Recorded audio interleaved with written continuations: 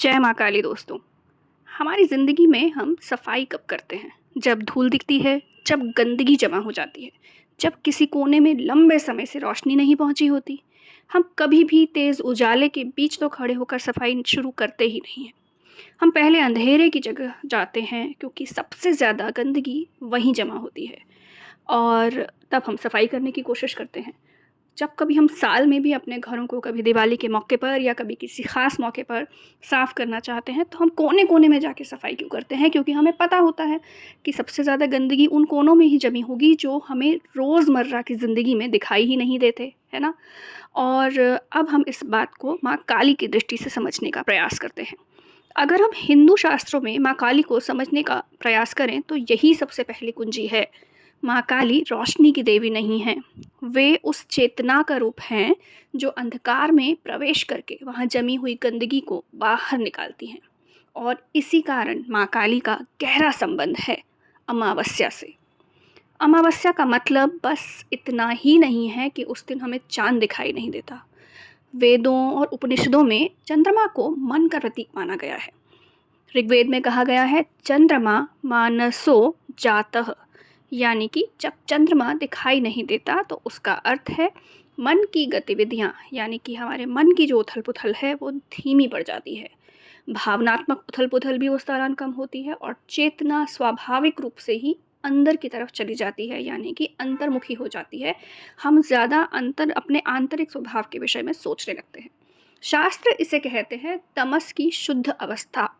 ध्यान दीजिए कि तमस का अर्थ कोई बुराई नहीं होता है। तमस का अर्थ होता है स्थिरता, यानी कि टिकाव, मौन यानी कि चुप रहना, रिक्तता यानी कि खाली करना खुद को अंदर से, और शून्यता यानी कि ना अच्छी स्थिति में रहना ना बुरी में रहना, बिल्कुल स्थिर रूप से शून्यता में रहना।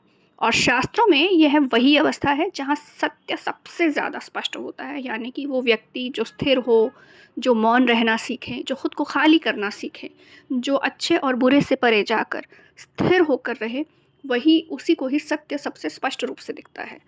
अब यदि हम इसमें माँ काली का तत्व ढूँढने की कोशिश करें, तो यहाँ सबसे महत्वपूर्ण जो शास्त्रीय संदर्भ आता है वो है कालिका पुराण में। माँ काली को कहा गया है या कालातीत स्वरूपा या सर्वशून्य विलासिनी, यानी कि माँ काली जो समय से परे हैं और जो शून्य में भी चेतना के रूप में स्थित हैं। माँ काली किसी वस्तु का नाश नहीं करती, वो हमारे भ्रम का नाश करती हैं। कालिका पुराण स्पष्ट करता है कि जहाँ लोगों के रूप टूटते हैं, जहाँ पहचानें गिरती हैं, जहाँ अंधकार बिल्कुल निष्क्रिय हो जाता है, वहीं पे माँ काली का तत्व यानी कि माँ काली की शक्ति सक्रिय हो जाती है। और अमावस्या अमावस्या हमारे जीवन में ठीक वही अवस्था लेकर आती है। इसलिए माँ काली की पूजा अमावस्या पर केवल इसलिए नहीं होती कि वो डरावनी रात है, बल्कि इसलिए होती है क्योंकि यह अहंकार रहित चेतना की स्थिति है। जिसका मतलब है कि जब हमारे अंदर की ईगो, उसको हम गिराने के लिए तैयार हो जाते हैं और हम जैसे हैं वैसे ही अपने इष्ट के सामने, अपनी माँ काली के सामने प्रस्तुत हो जाते हैं, तब हम बिल्कुल सच्चे बन जाते हैं। और जब हम सच्चे बन जाते हैं तो उस दिन हमारे मन की अमावस्या को देखने के लिए माँ काली स्वयं आ जाती हैं। एक बहुत ही बड़ी गलतफहमी है कि तमस का मतलब नकारात्मक होता है, यानी कि कुछ खराब, कुछ बुरा। जबकि अगर आप तमस को सांख्य और तंत्र दर्शन में भी देखेंगे तो इसका मतलब होता है कि जो जड़ हो गया है, यानी कि जिसमें अब ज़िंदगी ही नहीं है, जो रुका हुआ है और जो अनदेखा पड़ा हुआ है, यानी कि जिसे हमने देखा ही नहीं है लंबे समय से, है ना? तो माँ काली क्या करती हैं? वो हमारे इसी तमस में प्रवेश करती हैं। वो उसको काटती नहीं हैं, वो उसे जागृत करती हैं। जैसे कि मान लीजिए हम अपने घर के अंधेरे से स्टोर रूम या किसी ऐसे कोने को, किसी संदूक को साफ़ करते हैं, किसी बक्से को साफ़ करते हैं, किसी अलमारी को साफ़ करते हैं जहाँ सालों से हमने ध्यान ही नहीं दिया, शायद उस कमरे में कोई गया ही नहीं। वैसे ही माँ काली हमारी ज़िंदगी के उन हिस्सों में जाती हैं जिनसे हम भागते हैं, यानी कि जिन्हें हम देखना नहीं चाहते, जिनके ऊपर हम पर्दे डाल के रखते हैं, है ना? जिनसे हम खुद भी छुपते हैं। ऐसे हिस्से जिन पे हम रोशनी ही डालना पसंद नहीं करते, क्योंकि अगर हमने रोशनी डाली तो हमें खुद को देखना पड़ेगा, हमें अपने उस रूप को देखना पड़ेगा जिसे हम खुद ही भागते चले जा रहे हैं, जिसका सामना करने की हम हिम्मत ही नहीं रखते। इसलिए ही माँ काली का स्वरूप काला है, क्योंकि काला रंग सब कुछ जिस तरह से अपने भीतर समा लेता है और वो किसी भी अच्छे बुरे चीज़ों के बीच में कोई तुलना नहीं करता, चाहे कोई भी रंग हो वो काले रंग में समा जाता है। ऐसे ही माँ काली भी हमारे हर रूप, हमारी हर स्थिति को अपने अंदर समा लेती हैं। अगर मैं आपको इसे कहानी के रूप में बताऊँ तो श्री रामकृष्ण परमहंस जी का एक किस्सा मैं फिर से यहाँ आपको सुनाना चाहूँगी कि रामकृष्ण परमहंस जी अक्सर अमावस्या की रात माँ काली के सामने शांत होकर बैठ जाते थे। ना मंत्रों का बोझ, ना विधियों का डर, और लोग उनसे पूछते थे, अमावस्या की रात को आपको डर नहीं लगता प्रभु? रामकृष्ण जी कहते कि जिस अंधेरे में माँ बैठी हो वहाँ डर कैसा? उनके लिए अमावस्या वह क्षण था जब मन का झूठा उजाला बुझ जाता था और माँ पूरी स्पष्टता से अनुभव होती थी। अब बात करते हैं कि हम अमावस्या से डरते क्यों हैं। हम अमावस्या से डरते हैं क्योंकि हमें हर चीज़ दिखाई देनी चाहिए, यानी कि हर चीज़ हमारे कंट्रोल में होनी चाहिए, हर उत्तर होना चाहिए, हर रास्ते पे हमें रोशनी दिखाई देनी चाहिए। लेकिन जीवन ऐसे नहीं चलता। कई बार हमारे जो डिसीजंस होते हैं वो धुंधले होते हैं। हमारे कुछ रिलेशनशिप्स, हमारे जो रिश्ते होते हैं वो स्पष्ट नहीं होते, यानी कि हमें पता नहीं होता कि उस रिश्ते रिश्ते से हमें मिलेगा क्या। कई बार हमें हमारा जो भविष्य है वो भी साफ साफ नहीं दिखता, और यही अमावस्या की भी अवस्था है। माँ काली हमें सिखाती हैं कि डर को देखो, उससे भागो मत, और अगर तुम नहीं भागोगे, अपने अंदर के डर का, अपने अंदर के अंधेरे का सामना करोगे, तो मैं तुम्हारे साथ हूँ। अब हम बात करते हैं कि क्या कुछ ऐसी प्रैक्टिसेस हैं, क्या कोई ऐसे तरीके हैं जिन्हें आप अमावस्या के दिन इस्तेमाल कर सकते हैं और अपने भीतर के अंधकार को दूर करने के लिए माँ की तरफ आगे बढ़ सकते हैं। तो सबसे पहला तरीका है कि आप एक दीपक जलाइए और कहिए कि माँ, जो मैं नहीं देख पा रहा उसे स्वीकार करने की मुझे शक्ति दो। दूसरा तरीका हो सकता है माँ का नाम जप, ओम काली। इसी में सारी की सारा जो दुनिया है, मेरे लिए तो सारा ब्रह्मांड इन्हीं दो शब्दों में समाया हुआ है, कम शब्द और गहरी साधना।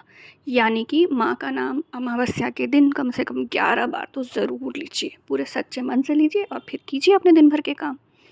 तीसरा, अपने घर का वो कोना खोजिए जहाँ आपने लंबे समय से सफाई नहीं की है, जहाँ रोशनी कम जाती है, और वहीं से सफाई करना शुरू कीजिए, क्योंकि माँ खाली पहले वहीं जाती है जहाँ हम नहीं जाते, है ना। तो ये काम जब आप करेंगे तो जितनी सकारात्मकता, पॉजिटिविटी आपके घर में आएगी, उसका कुछ हिस्सा आपके मन में भी प्रवेश करेगा और निश्चित रूप से माँ के आने का भी रास्ता बनेगा। चौथा है कि थोड़ा सा मौन रहिए और कुछ मांगिए नहीं। मौन रहने का मतलब है कि कोशिश कीजिए 15 मिनट, 20 मिनट सिर्फ और सिर्फ शांत और स्थिरता की अवस्था में रहिए। ना कुछ मांगिए, ना कुछ कहिए, शांत रहिए, चुप रहिए। और पांचवा तरीका जो आप अपना सकते हैं अमावस्या के दिन, वो है कि अपने आप को पूरी तरह से माँ को सौंप दीजिए।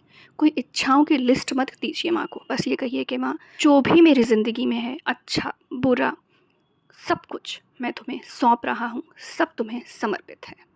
तो दोस्तों, मुझे अब लगता है कि आपको इस एपिसोड से समझ में आया होगा कि अमावस्या का दिन ना तो हमें डराने के लिए आता है, ना अमावस्या की रात हमें डराने के लिए आती है, और ना ही अमावस्या अशुभ है। ये वो क्षण है जब हम झूठे उजाले को छोड़ते हैं और माँ काली ठीक उसी समय सबसे सच्चे स्वरूप में उपस्थित होती हैं।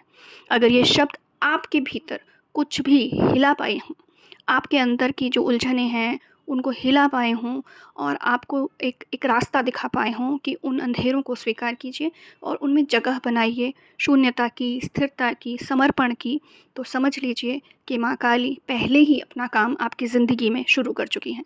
आज मैंने आपको अमावस्या का मतलब, माँ काली से अमावस्या का संबंध क्या है, ये भी थोड़ा थोड़ा पुराणों की जो हमारी रेफरेंसेस है वो देख के भी मैंने आपको समझाने की कोशिश की है। हो सकता है कि मेरे शब्दों से आपको कुछ बातें समझ में आई हों, मैंने प्रयास पूरा किया है। तो मुझे लगता है कि आप जान पाए होंगे कि माँ काली डर नहीं देती, वो हमें सच देखने की दृष्टि देती हैं। तो अगर आपको मेरा आज का यह वीडियो पसंद आया तो मैं आपसे बार बार यही प्रार्थना करती हूँ कि मुझे सब्सक्राइब कीजिए, मेरे काम को शेयर कीजिए, लाइक कीजिए, कमेंट करके मेरा प्रोत्साहन बढ़ाइए, क्योंकि मेरी ज़िंदगी का एक ही उद्देश्य है और वो है माँ काली के नाम को दुनिया के कोने कोने तक पहुँचाना। मैं उन तमाम लोगों का, सब्सक्राइबर्स का, व्यूअर्स का धन्यवाद करती हूँ जो मेरे काम को देख रहे हैं, मुझे शेयर कर रहे हैं, मुझे सब्सक्राइब कर रहे हैं, लाइक कर रहे हैं, कमेंट कर रहे हैं। इससे मुझे बहुत बढ़ावा मिल रहा है और माँ से प्रार्थना करती हूँ कि आप सभी के जीवन में सदा सदा सदा अपना आशीर्वाद बनाए रखें और हम सबको मिलकर माँ के इस सत्संग को और भी लोगों तक पहुँचाना है जिन्हें माँ के नाम की, माँ की शक्ति की ज़रूरत है। आप सभी के जीवन में माँ ढेरों ढेरों आशीर्वाद दें। इसी के साथ मैं आज का वीडियो समाप्त करती हूँ। ओम काली।